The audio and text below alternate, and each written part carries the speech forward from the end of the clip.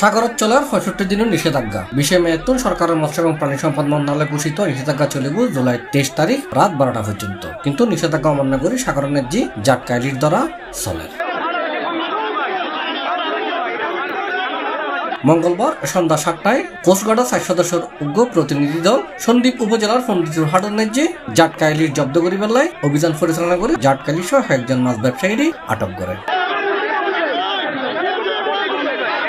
এ সময় মাছ ব্যবসায়ী এবং জাইললে কোস্টগার্ডতন মাছ চিনি লয়। কোস্টগার্ড ছত্রভঙ্গ করবে চেষ্টা করলে ব্যবসায়ী এবং জাইললে মিলি কোস্টগার্ডত হামলা করে। এ সময় বাজারের মানুষজন আতঙ্কে দেয় যায়।